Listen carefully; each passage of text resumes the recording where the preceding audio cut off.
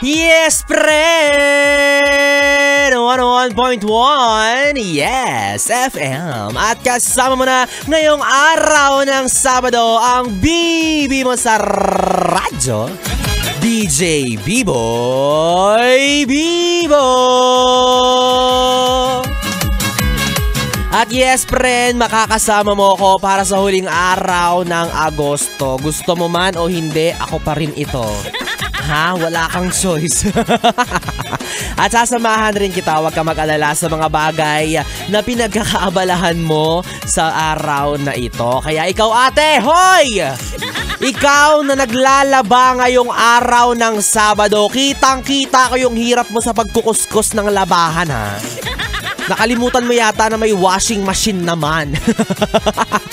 Kaya, para sa mga yes friend natin na naglalaba ngayon, oo, hello po sa inyo. Dalian nyo po hanggat may araw pa kasi medyo kumukulimlim na, oo.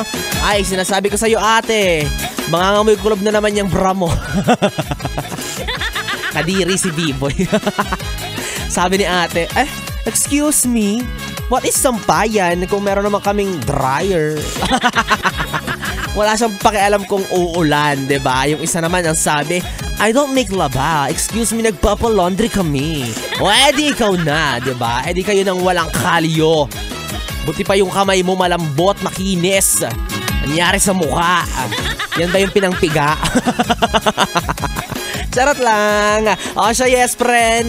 Ipagpatuloy mo lang ang iyong paglalaba pero mas masarap magkuskos ng mancha habang may sinasabayan kang kanta. At ikaw, yes, friend, kung meron ka mga pabati or pa-shoutout, isan mo lang yan sa aking Facebook page, DJ B-Boy Bibo. DJ B-I-B-O-Y B-I-B-O. At malay mo, pangalan mo na ang susunod na maririnig mo sa radyo. Muli kapiling mo na ako, DJ B-Boy Bibo, mula alas 2 hanggang alas 6 para sa araw na ito. Oras natin 2:36 na, hatid sa inyo yan ng 101.1 Yes FM. Yes FM! 101.1 Yes FM.